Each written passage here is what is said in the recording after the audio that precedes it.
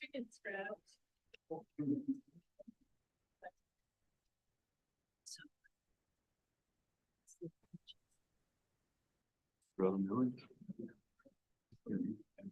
Luke, you hanging in there? I just thought in my head about what all situation happened with my work. Bill came in. I ordered it, it was gonna get sent to the place that. Yeah, I think it'd be. But I bought a seat in this place 12 years ago, and they still have my old address on file.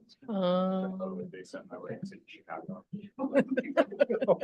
Dang it, poor Luke. It's like, it's only gonna get worse, Luke. You've got a month to go. Yeah, you guys, it's actually like 10 minutes away from where Mexico is, so from my left the house, there's sequence there, and they had the packet. Oh, that's- And that's mailed to me, and the company was like fully refunded the seat, so I got. Nice.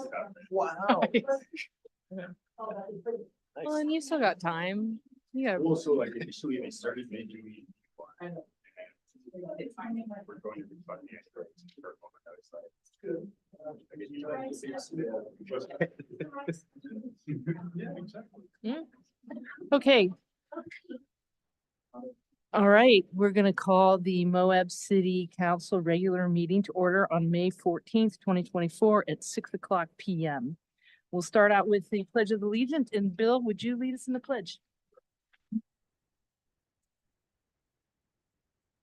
All I have to say is I Pledge. To the flag of the United States of America and to the republic for which it stands, one nation, under God, indivisible, with liberty and justice for all. Thank you, Bill. All right, next up, we have public comments. And so if you would like to make a comment, we need you to fill out one of these forms that are up here at this desk. So if you could fill up one of these forms, if you'd like to make a comment, you have 3 minutes. And council does not respond to comments. So I will call Teresa. Hi, Teresa. There's an arts festival coming up pretty soon. I'm here to personally invite each one of you and your friends and family to come to the Suwannee City Park Saturday, Sunday, May 25th and 26th. And any of those listening out there, it's a free event, 2 days long, unless you decide you want to buy something, but please come and just enjoy the music. All of the musicians are local. And we have over 70 some artists that will be there. And we have a young group that's like a dozen very young children now that are starting to have their own tables to sell art at and Shakespeare. And we're hoping for good weather, and we like to thank the city for all their involvement with making the Arts Festival happen all these 30 years. 30. Yes, ish. You know, we got rained out a few years, we had COVID, you know, so I'm just saying, yeah, 30. 29, 31, I'm not quite sure. So anyway, All right. thank you. We'll be there. Thanks, Teresa.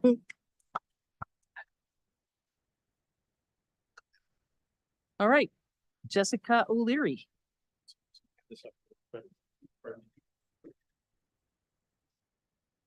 Good evening, everybody. My name's Jessica O'Leary, a long-term resident, and I actually live just directly on the other side of the ball fields on 100 South.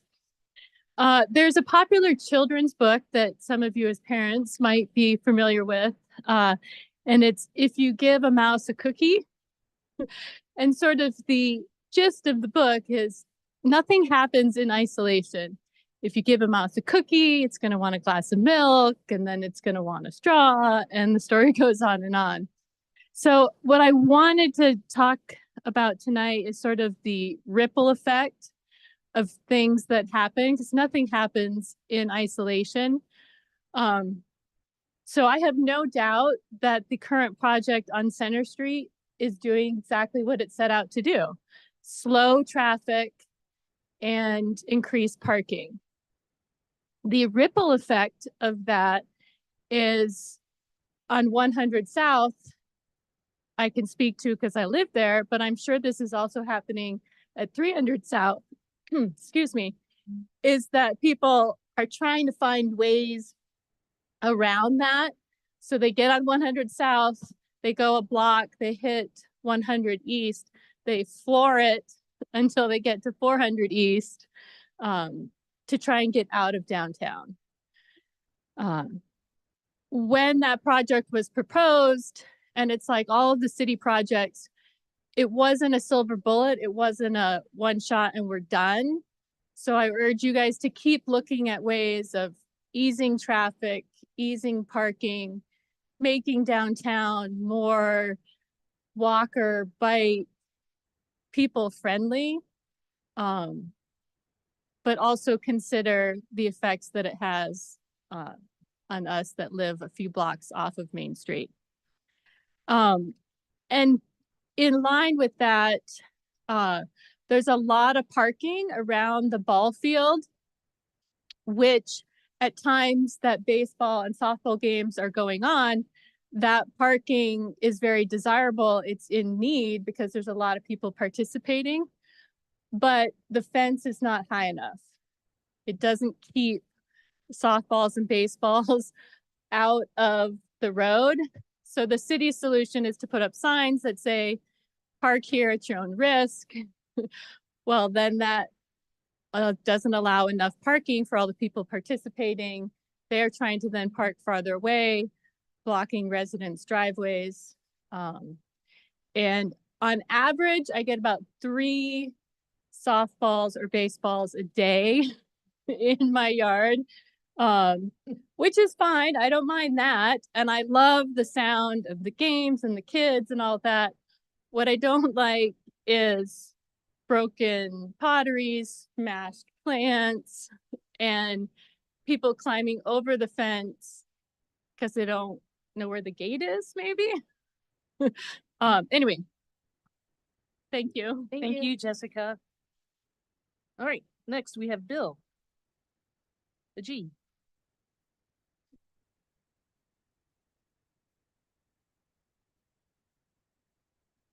Good evening. Some of you know me. My name is Bill Agee, and I'm a resident on Mill Creek. I've been there for over 8 years. So I'm kind of here to discuss my concerns, and you've heard this, about the resurfacing of the Mill Creek Drive. So I've been a resident on Mill Creek, and so I've kind of had the proverbial front row seat of all the past infrastructure projects, road repairs, striping. The latest being the chip seal project back in October. So it's common knowledge that the chip seal project failed.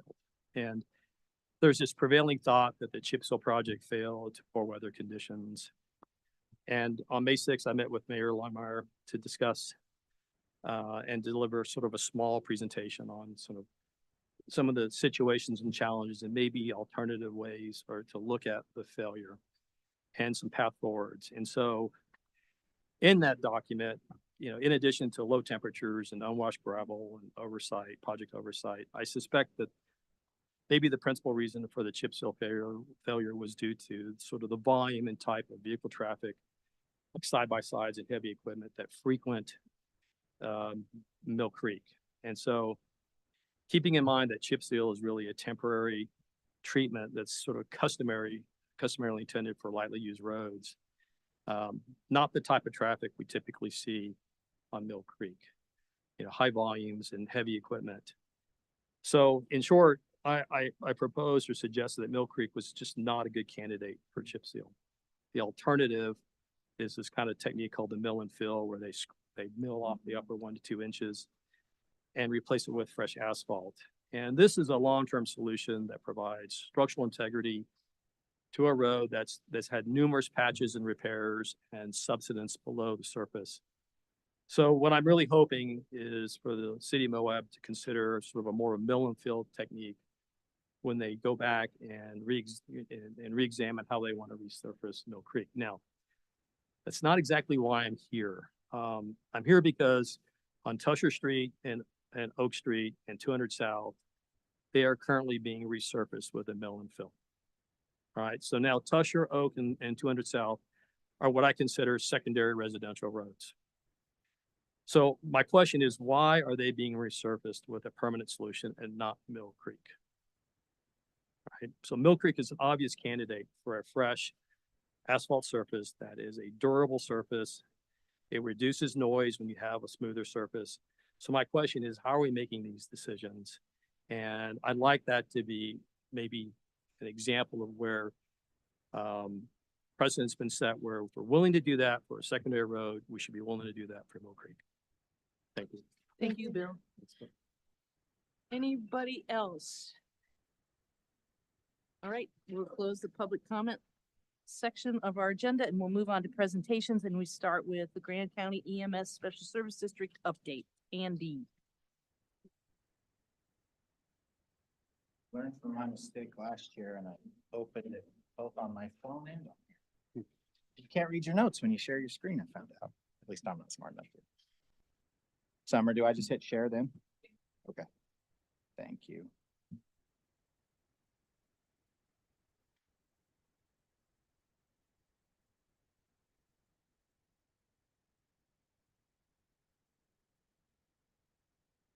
There we go. Okay. So I'm not going to do a full update. I was actually just here, what, 4 or 5 months ago. I think it was October-ish to do a full update, but no, you have a couple of new folks on the city council, and really I want to come and promote EMS week, which is next week. And so I'll keep it pretty short for everybody, but and then also introduce the 2 new city council members to who Grand County EMS is and kind of what we do. So we're a special service district created under 17D of Utah Administrative Code. So we're a special service district that is led by a board. We don't have taxing authority. We're not an independent district like the fire department is or some of the other districts in the county. And currently our district board is made up of Evan Clapper, Jason Taylor, Ronnie Darsari, Elizabeth Tubbs, Jim Webster, Lionel Weeks, and Taryn Kay. That's our current board member. There's 7 members there. You folks appoint somebody to represent the city. The county appoints somebody, the town of Castle Valley appoints somebody, and then the rest are open positions.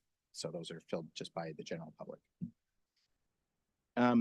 So our mission statement and our vision statement are there. Our mission statement has not changed in many, many years, so I'm not going to read that word for word. The vision statement is kind of new to our organization, and really we are going to focus on creating a culture in our department that embraces individuals and helps recognize their investment in the community, and we invest back in them. We want to keep those folks here and keep them serving Moab. So that's kind of our vision at this point. So my main reason in coming, one of my main reasons coming is just to let you guys know you're covered. Grand County EMS has 21 full-time employees. We run 2 ambulances 24/7, 365 days a year. Anytime you call 911, there's at least 5 to 7 people available to respond. Not available. There's 5 to 7 people on shift all the time. They might be on another call, but there are folks there. So if you need anything day or night, you're always welcome to go up to the building, knock on the door. You need stickers for your kids or something like that. We have those sort of things as well. And, 2 in the morning, they love to wake up and hand out stickers. That was a joke. Don't go up there too. Just call me. I'll take care of it. I'll answer my phone. And the other thing that I kind of want you guys to know as well is our department is made up of some pretty incredible clinicians. Our folks, a lot of them have high-level certifications as critical care paramedics. We carry a lot of additional medication over and above what majority, in fact, most ground ambulances carry in the state of Utah. Our staff do ventilation support. They give a multitude of medications, IV pumps. They do all sorts of things. And so this particular patient was transported to Salt Lake City on multiple drips and ventilated as well. And so this took 2 paramedics, a total of 12 hours to complete this transport. So it's a pretty big deal when we do interfacility transports from our hospital to areas like Salt Lake City, just because of the time commitment and the stress of being in the back. Jason can attest to some of that, as he used to run with us quite a bit, but those trips can be very long and kind of scary. So the real reason I'm here is promote EMS week. So next week is EMS week, and we're excited about that. We have tried to, over the years, ramped up some of the things that we do for EMS week to support our staff and also to kind of show the community some of the things we do. This year, the EMS week theme is honoring our past, forging our future. And because of that, we're doing something a little unique, which is we're trying to have a little bit of a reunion barbecue. So all the way from the 70s to now, people who have ran in Grand County EMS will be coming to kind of share their stories, eat some good food, and hang out. I wanted to make sure everybody's invited. And if you know folks who used to be on the ambulance, every day somebody else mentions to me, oh, my dad used to run, or, you know, and so please, if you know folks who used to, I had a very young picture of Jason I was going to put up here and say, do you remember when you were young? It was fun. Yeah. Warn young Jason about city council in the future. But I couldn't find anything that was appropriate to share. Yeah. But please, if you know folks or if your family has family members who used to run on the ambulance, please let them know about this. We've tried to get the word out. Doug also put it in the paper for us, which we appreciate. And just want to make sure we can get everybody there to kind of share the stories of, we've now, this service has been serving the community for 50 years. Actually a little bit more. That's why we called it 50-ish, because it was more like 1973 is really about the time that they started. So, and it started as just an association, a bunch of people who decided that community needed an ambulance that wasn't a Hearst. And so that's how it started. And then also to make sure, and I do have, I had to cross off the date there. We have one sign up for that so far. But Saturday, May 25th is taken. So you can't ride along that day from 11 to 1400 anyways. But we open this up every year. We'd really love to see any elected officials who want to come do a couple-hour ride along with the staff. It's really the best way to get to know what our crews do. Just like other departments, you know, we get the same criticism as, well, I came up there and they were just standing around. Yeah, that's true. But 25 minutes ago, they were all on calls, working patients or doing other things. And so, you know, you kind of have to do it in about a 4-hour chunk to get an idea of what it's like for a total call from start to finish. And one of the things that Miss Allison promises is that you won't have to do this on that call. So that's actually Allison right there.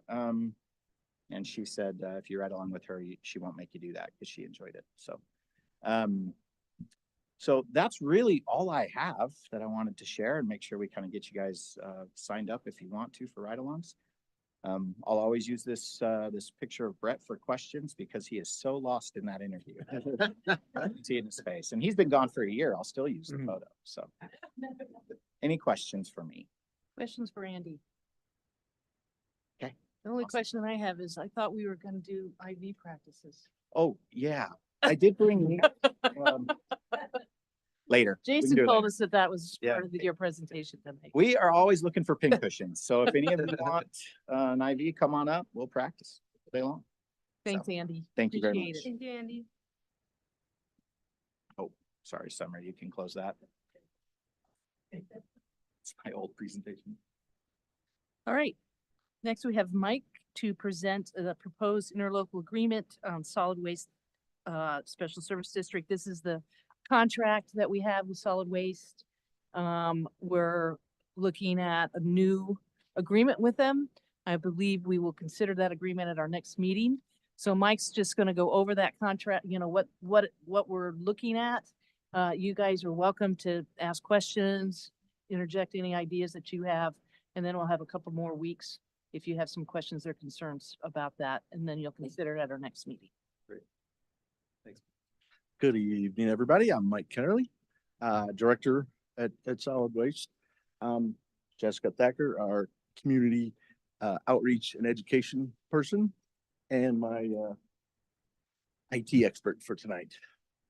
I've been before the council a couple of times in the last year and a half that I've been here. It has been a while.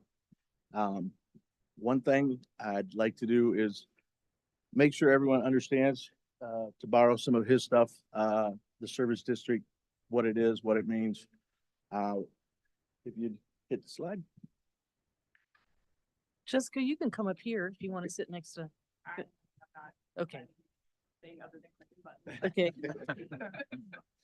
I want not only the council, but the general public to, understand we're a government entity. We're no longer Monument Waste. We're, not part of the Grand County. We're not part of the city of Moab. We are a local entity, governmental entity. I really think the general public does not understand that. There has been some changes, over the last couple of years, but we're here and we're part of the local government. We're Canyonlands Solid Waste Authority, doing business as, Solid Waste Special Service District number 1. What does that mean? It means we're an enterprise fund. What does that mean? It means we're supposed to function on whatever revenue we produce. Once again, this is more for the general public. Whatever revenue we produce stays at the district, and we're supposed to fund ourselves basically. So our major, that's for everything from the landfills to the recycle center, to the trucks, to the facilities. Back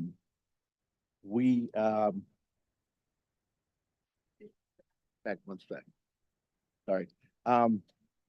So the landfill tipping fees, the transfer fees, and the collection fees from the actual pickup of recycling and waste are our 3 main sources of revenue. We do not get any property tax.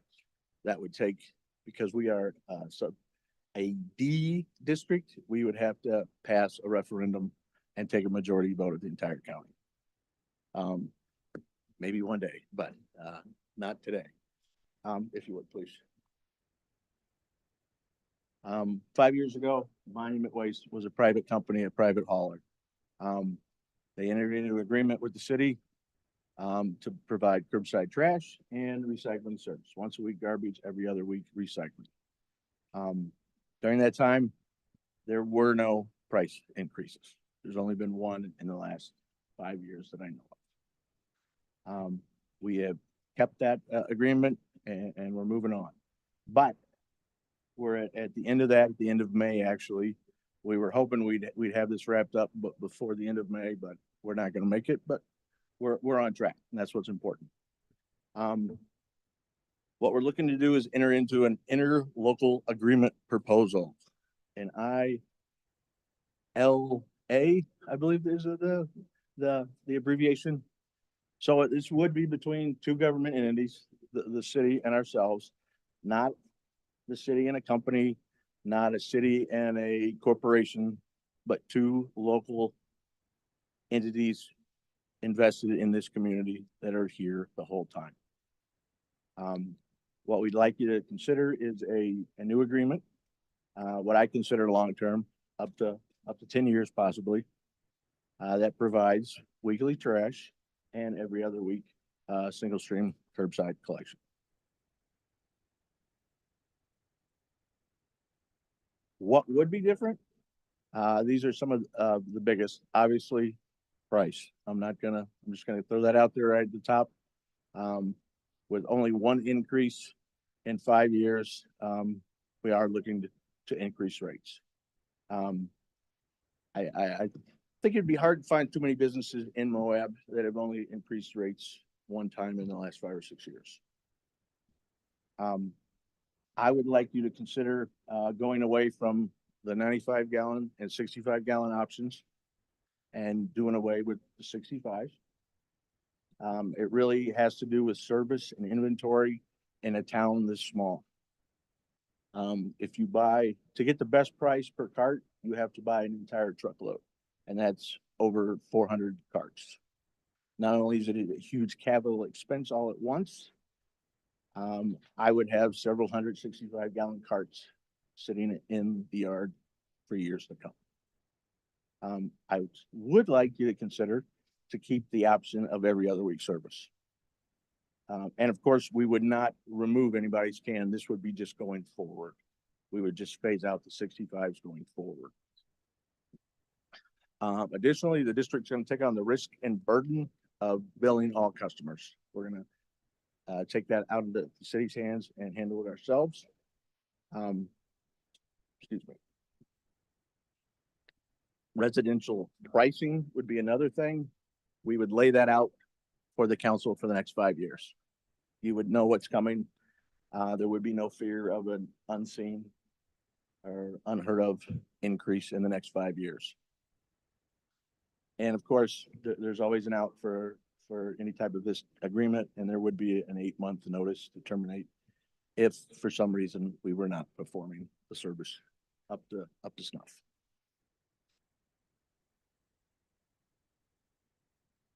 Those are the high points. I did not throw out actual figures. I've submitted those to the city as far as pricing.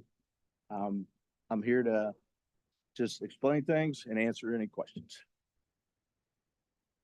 David, before we get to questions to Mike, can you maybe explain a little bit the difference, what the major differences would be to the services that we have now and the services that are being proposed in this new ILA? Sure. Okay. Absolutely. I will say right out of the gate, it's Mike and I have been working back and forth, particularly recently to get a good sense of what it is we think, where we know we have agreement and maybe some points where we want to continue to negotiate. So at the end of the day, it is a negotiation between two entities. And so we're in the guts of that. And I feel really good about that, just for what it's worth. From my perspective, I think Mike's been very straightforward about it and gives us gives me confidence that we'll be able to get to an agreement that works for both entities for sure. That said, yeah, figuring out exactly what the increase to residential and commercial curbside service would be is probably going to be the biggest point where we're going to have to work through what that looks like, because at this point, I think the district does have a good argument for an increase in those rates. But us figuring out what makes the most sense or what's maybe palatable in terms of the progression of increases over the coming 5 years is, I think, really important. So we'll be working through that. The other big one that is, I'd say, less of it's a thing that we'll be working through, is what the district would charge to the city to handle garbage and recycling services at city facilities, right? At Swanee, at Old City Park, City Hall, the MARC, the MRAC, like that's a significant part of the contract. And that's, we'll likely see an increase in what the district needs to be sustainable in terms of a rate that they charge the city for that. But probably the biggest piece that people will notice in terms of services are twofold. One is, as Mike mentioned, the potential, and again, subject to negotiation, if the council feels incredibly strongly about something like this, this is the time to talk about it. The notion of not having people have the option of a 65 versus a 95 gallon cart moving forward. And as Mike said, he's offering, to maybe lessen the blow of that, as it were, that those who currently do have a 65 would be grandfathered in and would have it as long as they didn't give that up, basically, right? Correct. So, but that's I think I remember 5 years ago, I was in the guts of this, actually, as the city manager back then, and it was super important at that time to some members of the council that it was a sort of a blunt, maybe a sort of a rough version of a pay-as-you-throw approach, which is to say, you had the option of a bigger can, a smaller can. You had the option of once a week or every other week. So if you were somebody who, recycling was the main thing you liked to do in your life, and you'd go to the recycling center once a week, and you didn't have that much garbage because you just were able to make that be the case. There was a justification for having a smaller can and with less frequency. So those two pieces of the puzzle are things we're going to continue to work through. Probably the one that people are going to see in terms of impact, if you are someone who has recycling service, is that glass will no longer be a part of the curbside pickup approach at this point. It's as part of the single stream, it was in there, but I think everyone at this point understands that can be really problematic to have glass in the single stream for the rest of recycling. And so as a sort of a second way of approaching that, we're looking at having the district provide a large bin somewhere else in the city, downtown or in the downtown area, that would be semi-convenient for people to come and drop off glass on their own. In addition, obviously, to the recycling center. Yes. Right. But the one that we had in the city, we haven't figured out where it's going to be yet. That's going to be a thing to figure out, but that would be available 24/7 to people to come and drop their glass off at that spot. So I'd say those are probably the biggest things. We'll probably, there's a few things we'll want to really look at: hours of service, when do they start, when can they end, that kind of thing. We have some, we just want to make sure we're updating that to make sense with what else is happening in the city. But otherwise, I'd say that's it. The glass and the frequency and the size of bin are the big factors. Can I, before I answer a quick couple of points, I'm sorry, I should have mentioned the glass. Moab, if you didn't know it, is the very last municipal curbside pickup that accepts glass in the state of Utah. Everywhere else, they do not take it for single stream. We've worked out a way to store enough of, we've worked out a way that we would be able to store glass coming out of that drop-off location until we had enough to ship to Salt Lake City. So I should have mentioned that earlier. As far as the price, we had a third-party consultant, Raftalis, has done a in-depth analysis of our finances, and they have suggested a price that we should be charging to cover our expenses. And we're going off that. I submitted that to David this morning. Those were the two biggie things. I know there was a bit of a perception, or maybe it was a little bit of a misunderstanding too, that somehow the city ratepayers were paying more than county ratepayers, and that actually turned out to be the opposite. So county currently, if you're a county resident, you pay more for your 95-gallon polycart to be picked up than you do if you're a city resident. And there's good reasons for that. Really, it's more efficient and overall to provide service in a denser environment, that kind of thing. And so we still expect to see there to be some differential there for what it's worth. Maybe not quite as extreme as it is now, but there'll be something there.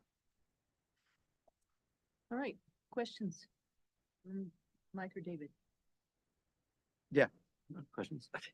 Jason? First of all, 5 years ago, when you were doing this negotiation, was it put out to bid? And I believe the answer is yes. so what I'm wondering is if we enter this new contract, should it also be put out to bid? You have that option. However, it's a different ballgame when you're talking about working with another government agency for the provision of services. Maybe the best analogy I can think of would be that, and I'm in no way in suggesting this, and I almost hesitate to even bring it up as a hypothetical, but say there was a desire to contract out with the county for planning and zoning services, right? Then you don't need to put out a bid for, planning and zoning services to the private sector. You do it because it makes sense and there's efficiency of scale and that kind of thing. So, but on the other hand, some organizations do use private third parties to provide planning and zoning type services. So that's maybe the kind of analogy I'd be thinking. Yeah, I just kind of wonder, like, from, of basically the city is becoming the broker for the residents for this service, and are we doing our due diligence by not putting it out to bid to make sure we're getting the best rate possible for Moab residents? I think if rates were literally the only thing that mattered, there might be an argument for that, but I think there's probably a larger sort of public policy argument that the county and the city residents within the county benefit from having the solid waste special service district provide these kinds of services consistently across the county. But it is a policy decision.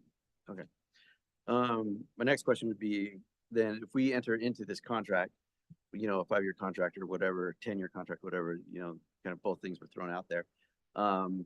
If a third party, waste management company came into town, would Moab residents have the ability to opt out of leaving, the special service district and going with, you know, Larry's garbage service? You know, if that were to come up in the next 10 years or 6 years or whatever it is. And, you know, and so are we, you know, restricting the free market, you know, for this? If it's required by the city, then, do residents have the option of seeking a third party or another party for those services? Wouldn't that fall under our out clause, the 8-month? No, I'm just saying, like, what if you had, like, you're gonna go with Waste Management, but I decided to go with Larry, you know, so there's another waste management company in town, you know, and stuff. The way that it is structured currently, that is not an option, right? Like we cannot, the city has reserved the right through, you know, in code to provide, to establish basically a franchise with a service provider, and that is exclusive to that service provider. And you can understand why, you know, the service provider needs to have the sort of the certainty that they're going to have a certain level of business in order to make their business model work. And even for an enterprise fund, that's a government agency, that needs to be true too.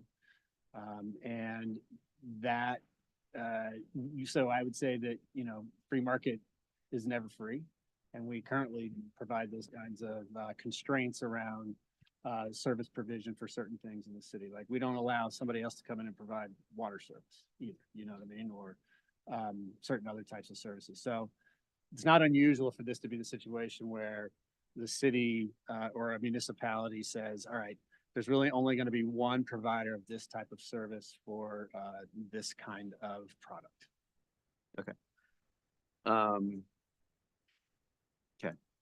Then for me, I would say that, and more than likely, 90%, 99% sure that, you know, I would think that the special service district would be the cheaper version, you know, or it's going to come in at lower cost. But I think if that's the case, then I would feel that there should be maybe a bid process, you know, at least put it out to bid and see what comes in and stuff. And I know, but if, just so I can tell the residents, you know, that, hey, we did our due diligence in trying to find the best rate for you on this. But that's just my opinion. It might not be anyone else's. And then my last question is, if residents have the 65-gallon garbage can, and then they're switched over to, and then they're not grandfathered in, or I think, are they grandfathered in at a lower rate for that 65-gallon can, or are they going to be paying the 95-gallon can rate for the 65-gallon can? The figures I sent over to David reflect two prices, 65 and 95. And that's what I was going to ask too, like, are those figures, where are those figures? Or... We just got them, and I'm not ready to, I mean, I basically haven't had a chance to dig into them yet. Okay. Yeah, and I'm kind of thinking a little bit on making sure we're getting the best rates for our residents. Kind of recognizing that in a lot of ways, this is a very like mutually dependent relationship where with us being probably like the largest or one of the largest customers and us kind of deciding for the entire community, we do have a lot of leverage in kind of making sure that we're getting a good rate.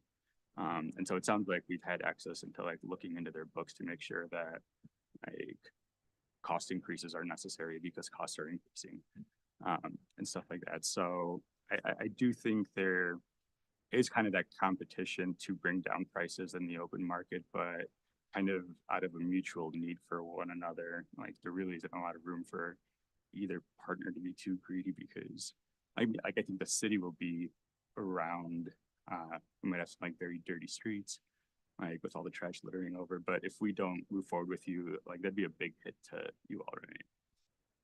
If we lost the city contract? Yeah. Well, definitely. I mean, right now, majority of our funding comes from the collection fees. If that would happen, and Jessica help remind me of this, you're also looking at two different, providers. We initially were your franchised, disposal, Klondike landfill. And then we took over the hauling as well. So that completely changed everything. Would would competition, try to take it elsewhere? It's possible. It would definitely be a huge transportation cost, to go elsewhere, and I don't know if the city would want it to go elsewhere. But obviously, yes, it would change things. We would have to look at restructuring our fees for, that trash that was brought to Klondike, to be financially stable. And I would add to that, I mean, years ago when I was running the curbside, the only curbside recycling service available in this community, it was always the goal to get everything under one roof because there's so many economic and otherwise benefits to having the recycling, the trash and the landfills all under one roof.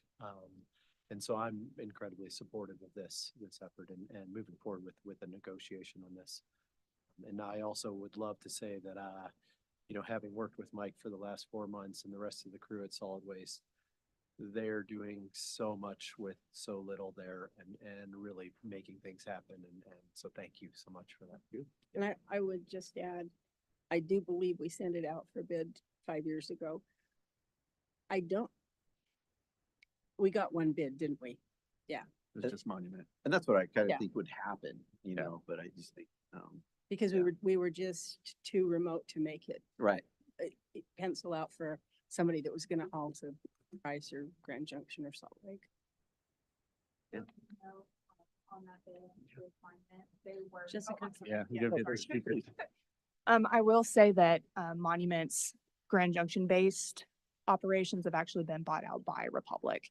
So that actually, and they also acquired the landfill that was built out in Mac. Hmm. So there is a possibility that a secondary bid could come in if you put it in, just for further clarification. Always a possibility. Yeah. I guess I would just try to remind you that, the district is gonna be here. Right now, we've got 39 employees. Almost all of them live in and around Moab. These are full-time jobs. We're not out. We don't have the luxury of laying people off in the winter when it gets slow. And these are good full-time year-round jobs. Any other questions for Mike? Okay, well, the ILL will be on our next agenda for consideration. That is the goal. That's the goal. Yes. I think our contract is up at the end of May, but I'm certain that if we needed to extend it for whatever reason, we could do that. I know the district does not want to do that if they don't have to. So David, how do you want to get information to the council before the next meeting if we're able to consider it then? And I think what you guys are probably most interested in are the rates Yes. and what those look like. And so, Hmm. you know, I would like to think that we could get that information out before the Thursday before the meeting, if that's possible, so that you guys have some time to digest and talk amongst yourself if you want. Yeah. Next meeting's the 28th. Yeah, I mean, I would set it as a goal that we would have a mutually agreed upon recommendation to Right, the council okay. by the end of this week and get you something out there to take a look at in very much draft form and then you guys can provide feedback individually back to me and we'll use that to formulate what goes in the packet. Does that sound good? I think it'd also be helpful to see the fee study that you did. You know, I don't feel like we need to necessarily go out to bid between governmental agencies, but I think for us to be able to see a fee study, to see comparables. I had Raftalis write up it's a 2-page memo and, they explain the step-by-step process. Great. Great. If you can get that to David, then he could send it out to I got it. council. You Yeah, got I it. got it. Okay. Anything else? All right, more to come on this. Jason, do you have anything? Okay, thanks, Mike. and Thanks, Jessica. Mike. Appreciate it. All right, we do not have any department head updates today. We do have 3 items on our consent agenda. 5.1, a consideration of a contract award to Concessions on Center for the ballpark concessionaire for 24-25. This was the same group that went out last year that you considered. It's the only bid that Bree got. And so I'm just certainly, that's why it's on the consent agenda. We also have the approval of the minutes from April 23rd, 2024, and approval of the bills against the city of Moab in the amount of $1,985,614.88. I know I said that completely wrong, but it was a lot. So can I have a motion to approve the consent agenda? I'll make a motion to approve the consent agenda. Motion by Jason, second, I'd second that. second by Colin. Discussion, Jason. Nope. Colin? None. Anybody else? All in favor, say aye. Aye. Aye. Any opposed? Motion passes 5-0. All right, moving on to general business. We have first item that we're going to need to postpone. It's the community development grant second public hearing. We did get approved for $250,000 for new playground equipment at Swanee Park. And this is just part of the CDB process. There is some errors in the public notice and timing of the public notice. This is federal money, so it's always a little bit more complicated. So we need to reschedule this public hearing till our next meeting.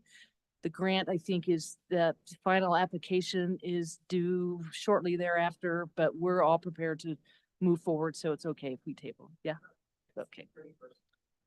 I don't need any action. This is just a public hearing, Okay. but so we'll have this on our next agenda. And then we do have a public hearing for Resolution 13-2024, a resolution adopting the fiscal year 2024 budget. I am going to open a public hearing for that at 6:46 p.m. And then David's just going to give you guys a brief rundown on changes that occurred to the budget after discussion from last week, and then we'll move on to consideration. And we'll also hear from the public. Mhm. All right.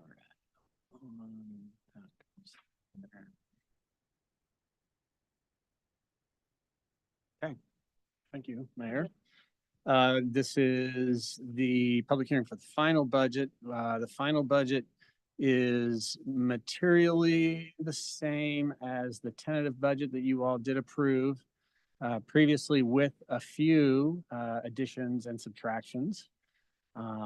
But I'll just run through those really quickly. What you're looking at here is really just the top line numbers, just for the record, showing all of the fund revenues and expenses. And you'll notice that for all of the quote unquote general government funds, they all are the same in terms of their revenues and expense amounts. Our enterprise funds, however, do show more revenue coming in than expenses, which is good. And the excess funds that come in are dedicated to the capital improvement program for the enterprise funds moving forward, which we will talk about in probably July. But just so that you understand that those aren't typos necessarily. So those are the top line numbers. And just to really revisit what we've talked about before a couple of times, the overall general fund budget compared to the current fiscal year we're in will increase about 4.6% if approved as proposed. We continue to not see any change in our revenue amounts for sales and use taxes. I think that's just playing it a bit conservative, and I'm comfortable with that. We are still anticipating that if the property tax is approved, that some revenue would be used for equipment and maintenance costs, but the vast majority would be dedicated to capital improvement projects. And the bulk of the general fund, significant amount of the general fund and recreation fund expense increases that we did discuss and that you've seen in the tentative budget are related to maintaining personnel and managing and maintaining our assets as they exist. And we've talked about a bunch of examples of that, whether it's facilities or road maintenance, in addition to the retention of personnel. And like I like to say, always point out our enterprise utility funds, sewer, water, stormwater, they're really solid, both in terms of staffing and in terms of their finances right now. So the city's in a I think, a quality position when it comes to, in particular, the enterprise funds and their financial sustainability moving forward, relatively speaking. Just to really quickly run through what the proposed changes are from the tentative budget to what is in front of you today. The city reached an agreement, I believe, with the school district to see a little bit of additional revenue coming in from the district to offset the cost of the school resource officer that is there. We did receive grant revenue for the downtown master plan, so that's reflected in the budget. We did adjust the general fund balance transfer to balance the general fund. That's really the balancing number at the end of the day. We did see a slight reduction in expenses associated with eliminating the assistant city manager position. And then on the flip side, there were some increased costs, one-time costs that were brought to my attention for nuisance abatement. We wanted to include. We did reduce the road fund balance transfer to balance the fund. That was just I'd call that a clerical error on my part, but we fixed that, and that didn't affect any expenditures. And then probably the biggest one was adjusting the expenses and revenues in the housing fund to reflect what we're doing over at the Walnut Lane site with regard to the offsets for the residents who have been needed to move, and for the site, securing the site in the future. So I wanted to make sure that was all in the budget and reflected accordingly. The net change to the general fund itself from the tentative is an additional $358,701. That is all you could argue, or you could characterize it as a one-time expense amount. Those are not ongoing costs reflecting changes that are built into the budget for years to come. So those are really those were it in terms of the changes that are proposed for the final budget. So I am happy to go through specific departmental changes or lines if you like, or just take questions. What would you? I think this is a public hearing, so we'll open it up to the public, and then when we move on to consideration, we'll have council ask questions at that time. Great. So the public hearing was open. Is anybody from the public here to speak on the budget? All right, I will close the public hearing at 6:52 p.m. And we will now move on to consideration of the adoption of Resolution 13/2024, adopting the fiscal year 24-25 budget. So, council, you've got the presentation. Questions for David? Question, the increased expense for increased expenses to reflect estimated costs of series of nuisance abatements. I think there were some things that were in this budget year that didn't happen. Were those monies just carried over to the next budget?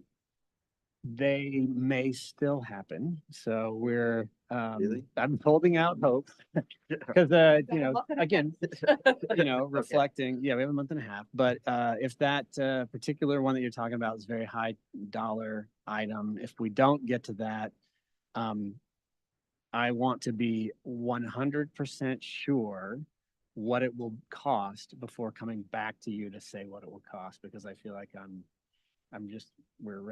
we need to have that really nailed down. So, in other words, we may end up having to do a budget amendment in the future to reflect that if it doesn't come through here in the next month and a half. But these are all smaller amounts that were in addition to that one large. Okay. One large. Okay. I did have a question though, and this might be a question for Mona, but I was just wondering what a series of nuisance abatements was. Examples of that, or what you had in mind. Go ahead. I have no idea. Would you okay if Mona speaks to it? Sure. Yeah. Would you mind? Good thing you're here, Mona. I don't think she was here for this. That's what you get for showing up. Here and She just Okay. wanted to come because she thinks our Okay. meetings are so The great. last one was so fun. So we have some cases on the books. We've actually got 6 that we started previous years working through a nuisance abatement process. So they were nuisance properties. We've gone through the process. We didn't have the money to do the abatement. They average anywhere between $4 and $6 grand is about what they've been averaging right now, depending on what we have to remove. If there's vehicles, if there's just junk. So we're coming to council asking for the money to cover those particular properties that we've been working on. We will start the process all over again so that the paper, so that the, all the notification is in order for new ones. And then if they still don't clean up their own properties, then we'll have the funding to go in and clean up some of these properties that, you know, as you drive around town are just bad. Gotcha. Okay. Thanks. Thank you. Thanks, Mona. Sorry for the surprise, but it's good that you were here. Any other questions about the budget? All right, I'll ask for a motion. I would move to approve resolution 13, 2024, a resolution to adopt the final budget for fiscal year 2024-2025. Motion by Tawny, second. Second. Second by Caitlin. Discussion, Tawny. No. Caitlin? I would just say this is my first budgeting process and I was impressed with staff and council and all of us kind of coming together on it. So yeah, no other comments. Just thank you. Anybody else? All in favor, say aye. Aye. Any opposed? Motion passes 5-0. We've got our budget. Thanks, David. Yeah, thank you. Oh, you know what? I was have to gonna say, do we have to do a Yeah, roll the roll call? call, sorry. Uh, I'm just gonna go back and just go through a roll call, sorry. And I even have it on my notes and I forgot, but because it's a financial approval, you guys need to roll call. Caitlin, Yes. Colin, yes. Tawny, Yes. Luke, Yes. Jason. Great, thanks, sorry about that. We'll have another roll call at 6.6, so don't let me forget. Next up, this item was tabled from our last meeting. This is adoption of ordinance 24-02, adopting the City of Moab pay plan schedule and adopting the exempt and elected official salaries for fiscal year 24-25. David. Thank you. This is as required by state statute to specifically have this pay plan approved on an annual basis. This version of it reflects a consolidated list of all of the positions in the city with their pay ranges in both an hourly and annual form. And it reflects a few changes that have been made since the last time you would have seen it to remove some positions that for the foreseeable future, we will not be expecting to have as part of the city staffing model moving forward. So yeah, are there any questions? I mean, sorry, Mayor. That's okay. Questions for David on the pay plan schedule? I think we all met and had a good conversation with Danny to learn how the scales, you know, the pay scales are developed. And I think that was really good for you guys to understand that process. So Very helpful. yeah, good. Motion? I move to approve ordinance 2024-02, an ordinance adopting the City of Moab pay plan schedule and adopting the exempt and elected salaries for fiscal year 2024-2025. Motion by Luke, second. Can second that. Second by Colin. Any discussion, Luke? Nope. Colin? None. Anybody else? I'll provide some comment. Okay, Caitlin? Yeah. I think that this has been a big thing. I think bringing back, you know, we received a public comment at our last meeting about elected official pay. So I just wanted to bring that back and say again that I support COLAs for elected officials and that we are here to do a job. Our cost of living doesn't decrease, you know, it also increases. And so I think that it's important for us to continue to consider that.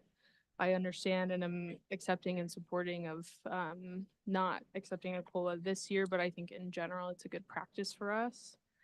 I think second thing, as we head into conversations about property tax, I want to be really clear on my support for this pay schedule. I believe that city employees deserve to be paid a wage at which they can actually live in the town they serve. And I know that there's often community pushback about that, about how the city pays high wages. And I think it's important that we do that. I think it gives us a better quality of service from our employees. I think it's also best practice for us to make sure that we are taking care of our team here to provide the best service to our community. So I will continue to say that. I've already said that to members of the public, and I just want to make it really clear that I am supportive of the city paying a living wage to the people we employ. Okay. Thank you. Any further discussion? No, I just want to point out that Go ahead.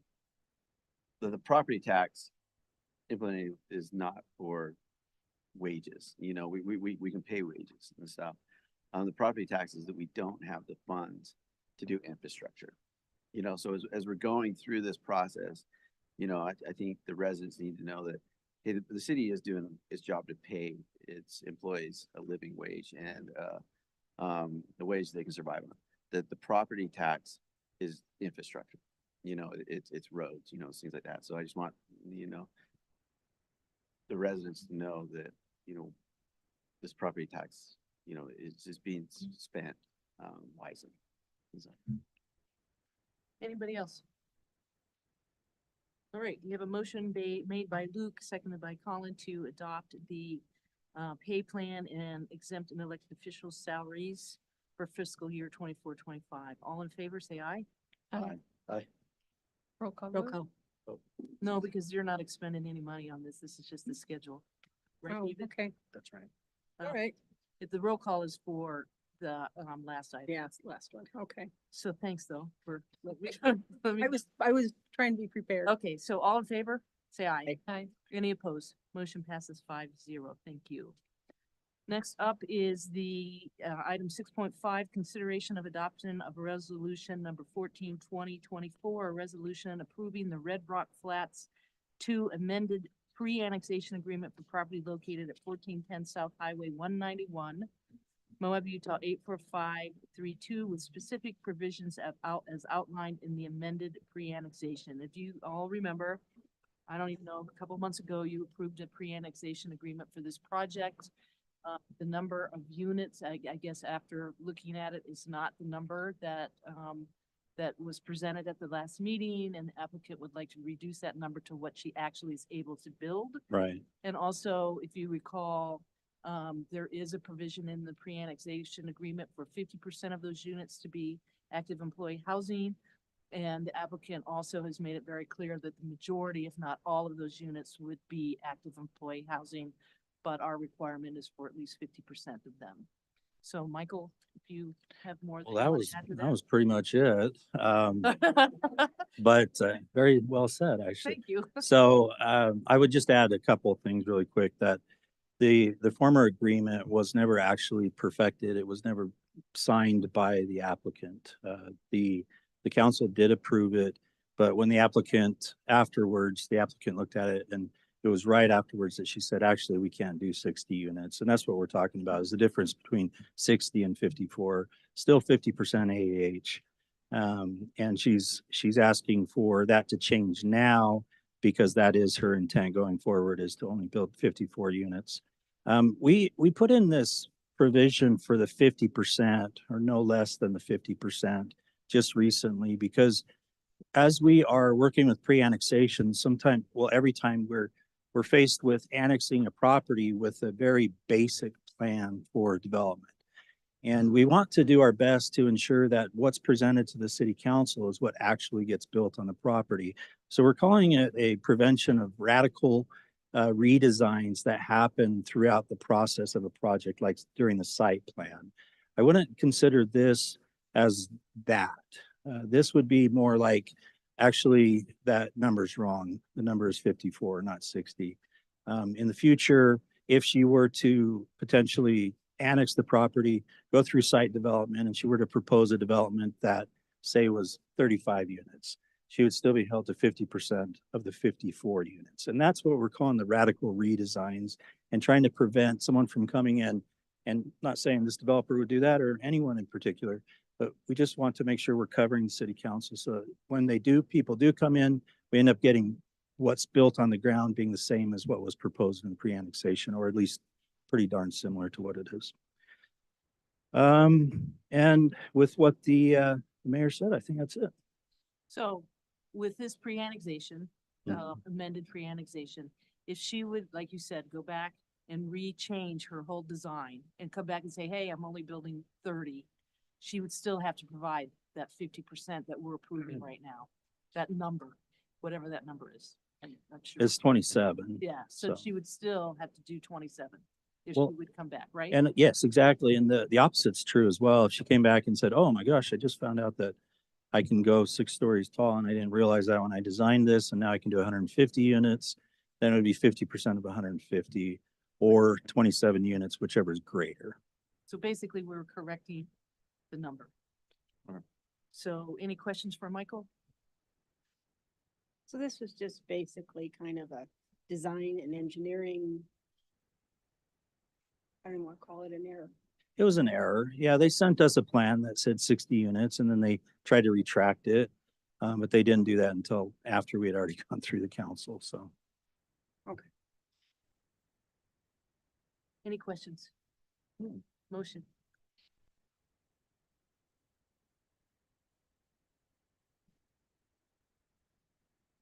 I move that the Moab City Council approve the Red Rock Flats 2 amended pre-annexation agreement resolution 14-2024 for property located at 1410 South Highway 191, Moab, Utah 84532. I'll second that. Motion by Tawny, second by Jason. Discussion, Tawny? I don't think so. I think my questions have been answered. Okay, Jason? No questions. Anybody else? Caitlin? Yeah, so I already talked to Michael a little bit about this today. I have a little bit of heartburn about this because the city did approve a pre-annexation agreement in which it said we would approve 30, and if they decreased, it would stay at 30. And now this feels very much to me like, yes, I understand it's a redesign.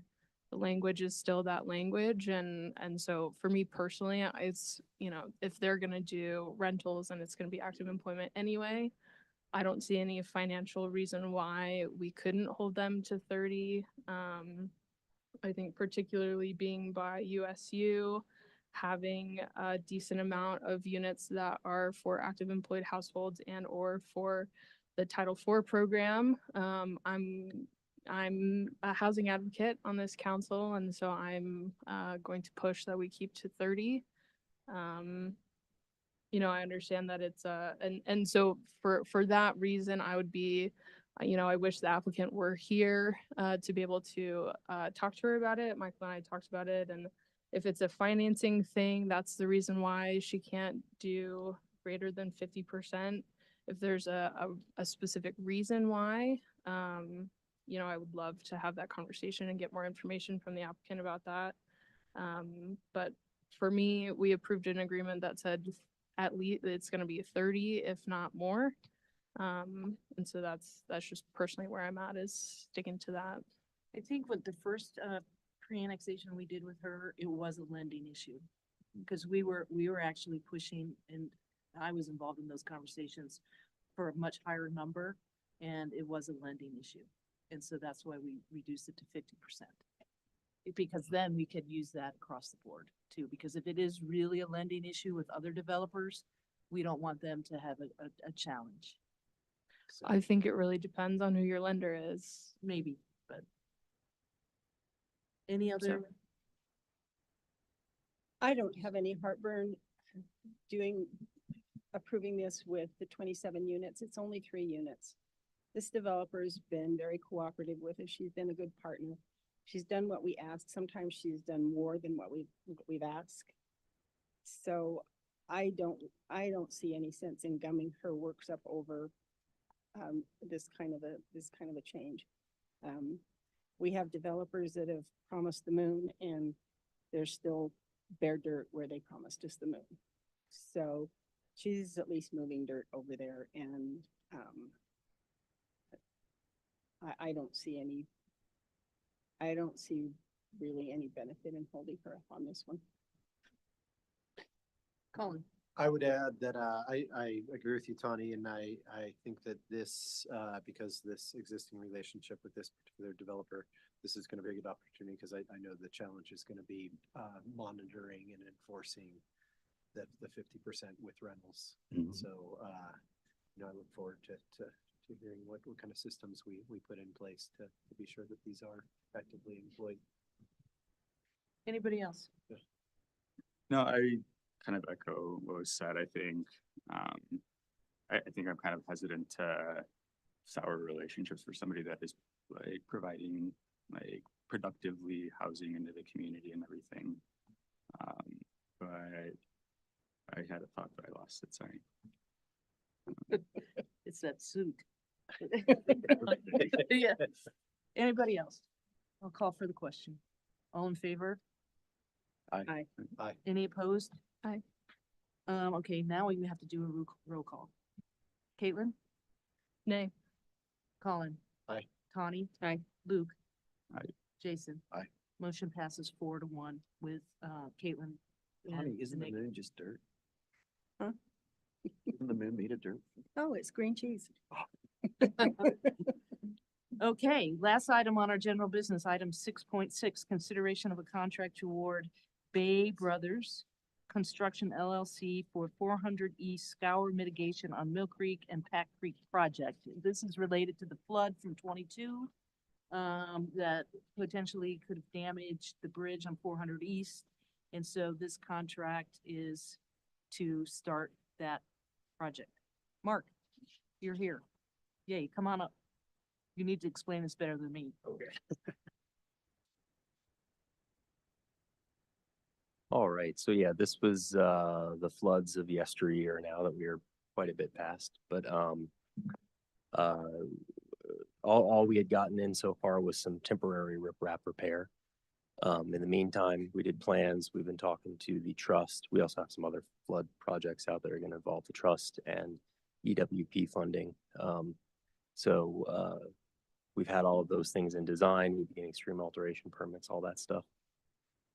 This will be the first of those projects where we're going in and doing our permanent repair. And yeah, so we got a good low bid and we're ready to get to work. Questions for Mark? Yeah, I had a question and I can't remember where I read it. But it said something to the effect of maybe the trust was gonna pay for it? Yes. Some of this is paid for by insurance, not all of it, but some of it. Correct. Yes. Yeah. So we don't know what, how much or? is that- No, they've to put it short, they have balked at the extent of the protection that we would like to do. So they have said that they are going to not reimburse us for the full amount that we wanted to do. Of course, we wanted to do it to the standard that we're protecting our bridges as fully as we believe we need to. They wanted to pull that back to some reasonable approximation of what was there previously, which was in our minds insufficient. Yeah. Okay. I appreciate that we're at this new place of a bid coming in at half of the engineer's estimate. That's a good thing. Mark, how will this look different from what's being called the temporary? So the temporary, oh, I'm sorry, Go. the temporary work for the most part was just dropping in some new material there just to prevent scour. We'll be going in there and actually regrading the channel now and putting in quite a lot more material. Yeah. So like on Fourth East, are you gonna, so it won't go up into that shelf? You try to keep it as much into the creek bed as possible. Yeah, so for both locations, actually, we're going to create a more regular channel there. For Mill Creek, we're actually bringing that flow line down in the creek to hopefully create a little bit better of a situation there for the hydraulics and the capacity of the bridge. And then to answer your question, the Pack Creek Bridge there, we're going to lay those slopes back under the bridge. If you've probably been under there, what you're talking about, it's very deeply channelized. So yeah, we're going to lay those back. We're actually going to put in a kind of a modular concrete block to stabilize that pathway on top, since there are cattle that go back and forth there. You may not know the answer to this. I wonder how these numbers are so different from one contractor to the next. I mean, I realize part of it can be, some of them are out of town, some of them aren't, but is it just the way that they figure their costs?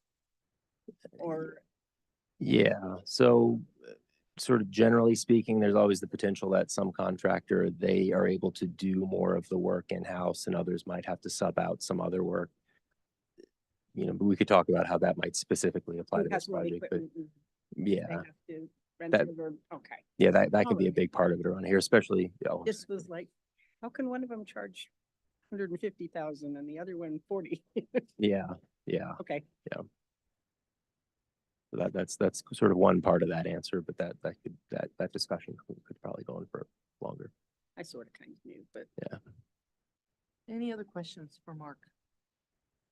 Motion? I move to award the construction contract to Bay Brothers Construction LLC for the 400 East Skywood mitigation on Mill and Pack Creeks project in the amount of $864,999.87 and authorize the mayor to sign the agreement and notice of award. Motion by Luke, second. I'll second. Second by Tani. Discussion, Luke? No. Tani? Anybody else? Roll call. Caitlin? Yes. Colin? Yes. Tani? Yes. Luke? Yes. Jason? Yes. Motion passes 5-0. That'll be great to get that going. Thanks, Mark. Thanks, y'all. Nice work, Mark. Okay, that's done. We're done with our general business. Now we have city manager and council reports, and we'll start with you, David. You. I just have a few things to update you on. One is that Marcy has taken point with helping us corral the troops to get our strategic plan updated on the website. And so that will be happening. So thank you, Marcy, for helping out with that. Appreciate it. Also in the world of the treasurer's office, it's business license renewal season, everybody. So if you haven't renewed your business license, the time is upon us. And it's also, we're going to be doing it a little bit differently moving forward, where you'll be receiving your business license renewal notice via the emails. So be ready for that. Be on the lookout. Check your spam. And if you have any questions, if anybody in the public has questions, please call the treasurer's office. Even if you feel like you haven't received your business license renewal, you still are obligated to renew it, so that it being in your junk mail does not exempt you from having to do business license If you're renewal. kicking and screaming near 98 Center, it will be my husband. I mean, 20%. Yes, well, or the 20th for that matter, yeah. There will, we expect. I pulled it part of the deal. And then I'm not sure. I believe all of you in the council received an invitation to attend the police awards banquet on June 9th. I just wanted to reiterate that will be a grand old time at the Grand Center at 6 o'clock. So I hope you can make it to that with a +1 if you want. There was a reservation form that I believe we hope you will use to make that happen. Oh, I'm sorry, June 7th. Yes. This was the wrong date. That was my. Thank you. Oh, okay. Well, thank you. Yeah. I get that a lot. Thanks, James. June 7th is when that is. Otherwise, we're just plugging along here. Okay, thanks, David. We'll start then with council reports, and we'll start with you, Colin. Okay. On the 24th, I attended a solid waste meeting where we were able to fill our single vacancy on the board. And then we also had a lengthy and fruitful discussion about service discounts for special populations, which is probably important to the conversation we had earlier. And so we're moving forward with some plans for that. On the 30th, Jason and I got to sit down with Michael and Corey and have them go over the development process with us, which was incredibly informative and very, very, very new information to me. So very appreciative of their time. On Friday, the 3rd, I participated in an active transportation tour that was led by a couple of community members who for years have been compiling a map and list of challenges to active transportation in our city limits. And I learned a lot and look forward to being able to use that information and to move forward with some really productive conversations and hopefully projects to make it a little bit easier to walk and bike around this community a little bit safer. On the 3rd, I also participated in a downtown tour with many of you from the city, which was really neat to see the downtown on a Friday night. Very educational and informative, and also just really fun to be out on the town with some city staff. And that was all leading up to, on the 7th, our road safety assessment with UDOT, and I was able to participate in several of those that were staggered throughout the day, and that was incredibly informative and just a neat sort of thought process for some future decisions we'll be making regarding downtown safety, especially with a pedestrian focus.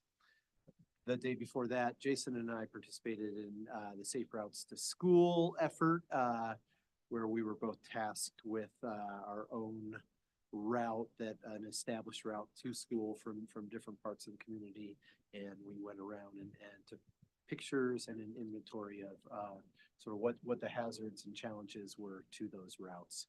And all of that information is going to be compiled and then turned over to the city.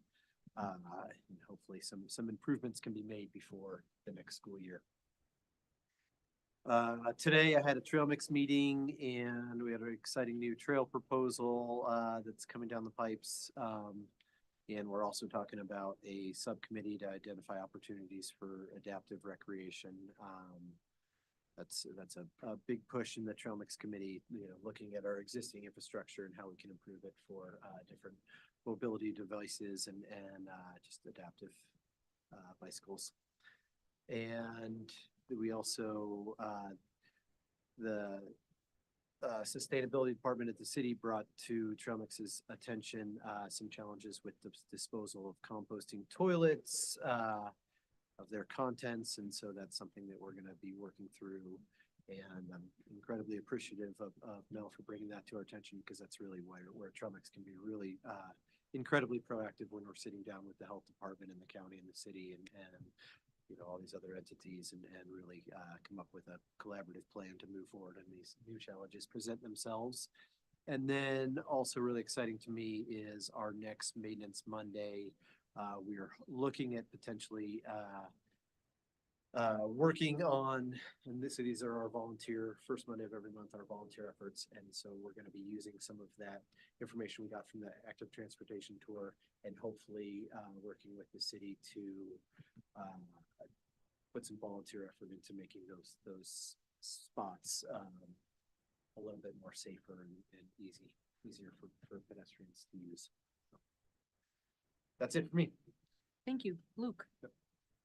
Not a ton. So I participated in the Walnut Lane meeting. Just want to really thank staff and all the social service workers that were there. They did a really fantastic job, and it sounds like they continue to make really great progress working with the residents. So really grateful for all of that. I submitted my comments on the draft of the Water Utility Resource Management Plan to GWISA. So I think we're having a meeting tomorrow, and we should be talking about that a little bit more. And then I also attended the local homeless council, and just some quick updates from some of the organizations. The Southeastern Utah Association of Local Governments is currently out of funds to assist with homelessness issues. They did apply for funds that, if they are awarded them, will be available July 1st. And VMC let us know that Project Soul is active. However, you need proof of legal camping to be able to receive any of the items. And then USARA, it's Mental Health Awareness Month. So they're doing a lot of events this year. Unfortunately, overdoses are up in our community. So I think they're just trying to create more kind of activities for people to enjoy. So they're going to be starting roller skating this summer, monthly starting on the 18th of May through November. It'll be on the Sun Courts every third Saturday of the month. And then the Moab Free Health Clinic is partnering up with the Youth Garden Project, and they will be getting produce from them once a week to distribute to the community. And I forget who the program is through, but they're working on a new program called Prescription Produce. The individuals who are at 120% or below the federal poverty level can use this service to kind of get access to healthier foods. And then Moab Community Cycles has recently moved their operations by the Free Health Clinic campus if anybody is interested, but that's it. Thanks. Caitlin. Okay. Going back a few weeks, it was fun to see the car show the last weekend of April. And I participated in the road safety audit, the kickoff meeting, the Friday event where we went around with staff, and then the official site visit on the 7th. I thought it was a great process. I was really impressed. It seems like throughout the site visit, there's a lot of comprehensive ideas, and I'm looking forward to how those are going to tie into the downtown master planning process. And on May 2nd, I attended the Moab Area Housing Task Force meeting. Chris Cleveland came and presented on neuro-inclusive housing survey. They're partnering with the Madison House. They're partnering with a couple of different organizations to do an assessment for self-advocates or for caregivers of residents with neurodivergent IDD, trying to identify ways to create more neuro-inclusive housing policies in the state of Utah, and particularly in the southeast portion of the state. So if you or someone that you know and love and caretake for are neurodivergent, they are giving away a $25 gift card for those who participate in the survey. I'd be happy to share more info on that. Also at the Housing Task Force meeting, we talked about Walnut Lane, couple of updates from the task force meeting. Community Rebuilds Housing Authority are continuing to move forward at Arroyo Crossing. Green River Epicenter in Green River is breaking ground on a new affordable project called the Canal Commons. They'll have a groundbreaking on May 25th for that in Green River. And yeah, on May 6th, I attended a Utah Renewable Communities meeting. They're continuing to move forward with creating resolutions to create program solicitation documents. There's some discussion about logistics for other communities joining. And then mostly there was conversation about Rocky Mountain Power release kind of changes in the future of coal versus renewables. And so the URC coalition is pivoting on going out to bid for other renewable energy providers to ensure that we're still able to meet our net 100% renewable energy goal by 2030. I think it was a minor setback, but create some new opportunities for renewable energies. Attended a lunch at Zions Bank, meeting the new president. I think it's encouraging that he is traveling around the state to meet with business owners and clients to learn about how Zions Bank can improve. And then a lot of the rest of it was housing. Listened in on a Commission of Housing Affordability meeting. There's going to be a lot of work done on housing policy to bring to the state legislature next year. Attended LHC meeting, and I've been doing what I can to support Walnut Lane. I attended the resident meetings with Luke and with staff, and have been doing a lot of work as much as I can behind the scenes to inquire about additional support that we can provide, either through insurance or additional funding to support the residents that are out there, and particularly some of the families that are not on leases, but are out there. So I think more to come, and I just want to say thank you to staff and thank you to this council for putting in all of the energy into this initiative. It's been a really challenging month, and I appreciate that we're all pushing for it as much as we can to support those residents and make a hard situation even just that much easier. So yeah, more to come. That's it. On the 30th, Colin said I met with Michael and Corey to talk about kind of planning zoning and process there. It was good to learn a bunch there. May 6th, safe routes. We met at HMK and then kind of split out from there. And again, learned a ton of stuff there about just traffic patterns of our youth getting to school and certain areas where there are kids who don't have safe routes to school, such as, that there's a lot of work that needs to be done there, with improving sidewalks and maybe creating sidewalks and and then like Colin said, we got kind of assigned a section, which I went out and kind of rode my bike on and just looked at, looked for cracks in the cement, looking for, places where there wasn't a safe place for people to walk, which was really good. And then gave feedback on that. And then May 7th, did the UDOT walk around. I did, I think 3 sessions. And that was really good as well. Walked up and down Main Street probably 3 or 4 times that day. Kind of pointed out areas where we're missing sidewalks and kind of places where we need to improve our downtown walking area, which I think we all knew, but when you walk it, it's in your face as you're about to fall on your face. And so anyway, that was great. And then the 10th, I met with the mayor and Tawny, and that was a good meeting. And then today I had a tribal council meeting where they talked about kind of up and coming things. Tribal council just got back from IPW, which is a big international trade show in LA, and talked about like kind of upcoming markets and where markets are going.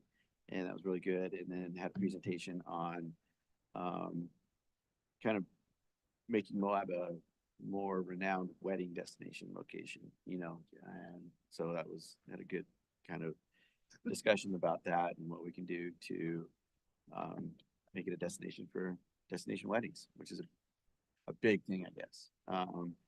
Don't make your officiant stand on the cliff over Yeah. Getforce Point. It's a fact. We are, but I guess it's I getting have to bigger do and that. bigger. Good I think tip. they said that they think that there was over 200 weddings in Grand County last year. So anyway, It's incredible. and that's all I have. Connie. Oh, yeah, don't make your officiant stand on the cliff in the wind The way- in high heels. April 24th, I attended the museum gala. It was a success. The food was good. Grand time was had by all. And Roberta Bobby Connor, she gave the keynote address. She talked about building community and cross-culture building, and it was very interesting. And I don't recall the tribe that she is from, so I won't wing it. It's in Umatilla, Washington, which is Southeast Washington State. And one highlight in her remarks that I just truly enjoyed was that Lewis and Clark didn't name anything. They had already named it. So May 10th, I met with Jason and the mayor, and we could solve the world's problems if they'd just listened to all of us. Later that afternoon, I met with Lenise Peterson, who is with Rural Utah Project. She's also the mayor of Helper. Diane Ackerman, who is on the Solid Waste Special Service District, and Liz Thomas about how to, RUP has a goal or an idea to foster more interest in people in rural communities serving on boards and commissions and special service districts and nonprofit boards. And so it's kind of just a brainstorming idea about who to contact in our community. I think Lenise was a little bit shocked when we told her how many nonprofits and how many boards and commissions we had, because she was very instrumental in creating some committees to work on the revitalization of downtown Helper. I think we probably outnumber them 5-1 in nonprofits, but she was very successful at it. So she's going to be working on that and look for a possible open house or a boards and commissions fair in the near future, maybe the summer, early fall, just to see how to get other people involved in serving in the community. And on the 9th, I met with Chris Marsh, who the museum has contracted with to work on some fundraising. So we talked about fundraising and what was going on at the museum and what the museum wants to do moving forward. And I did attend the debrief session for the road safety issue on Thursday. There wasn't anything remotely shocking to me. I think it was good to have eyes on things that some of us that live here just get used to or learn to live with. So it was good to see a different point of view than just my eyes that see Main Street every day. And I was encouraged to know that there were things that the city could do in the short term, and glad that the mayor asked the city to put a timeline on those things. And I would just say to staff to please let council know what you need in terms of support and how to hasten those projects along so we can help you and you feel supported. That's it. Thank you. I have been working with the recruiter on recruiting a city manager. And so we finalized the profile for that position today. It should be going out today. We expect to have our first applicant review around June 7th, so the first week in June. And then hopefully we will begin our actual interviews July, August timeframe. So I'll keep you posted on that, but we're moving forward with that process. Also participated in the road safety audit with everybody. That was really good. We had a pre-audit at the Spoke, which was a lot of fun to hang out with staff, although I understand staff would prefer to not hang out with us sometimes, but I was glad that they were like, I'm just gonna ignore that. Yeah. I don't know. No, I just feel like, it was just really good for us to have that opportunity. And I know staff has other things on their plate, but it was really nice for us to hear their input and understand what their capacity needs are and that kind of thing. So hopefully we can do that a few times a year based on projects. The thing that I thought was very interesting about that audit is they were very clear that the intent was not about statistics. It's not about how many people run red lights. It's not about, how many fatalities we have. It's about solutions. And I think that's what we want. We want solutions. Data's great, but we already know there's things that need to be done. And so hopefully we've asked UDOT to come and make a presentation in July once they get the final report, so we can share that with the public and with you all, and then actually get some ideas of what we can actually accomplish as soon. So looking forward to that.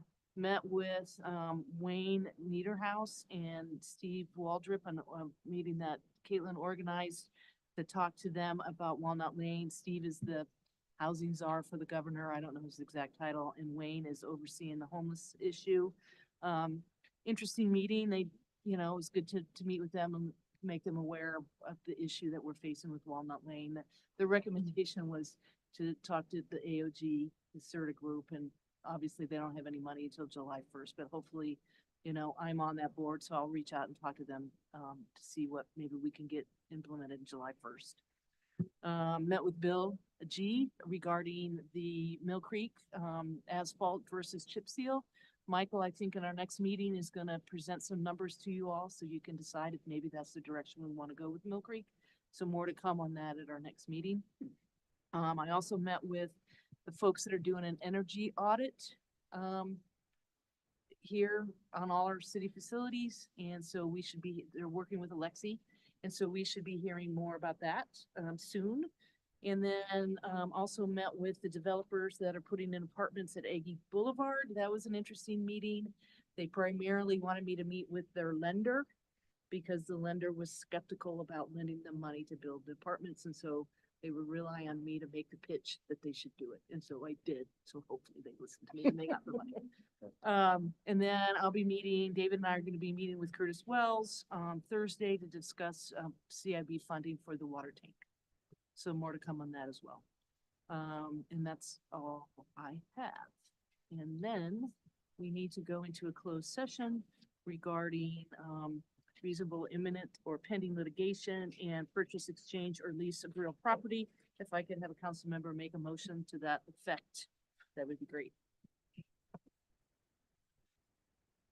I'll make a motion that we go into closed session to discuss reasonably imminent or pending litigation, and also to discuss purchase or exchange or lease of real property. Motion by Colin, second by Luke. Yeah. All in favor? Aye. Any opposed? Motion passes.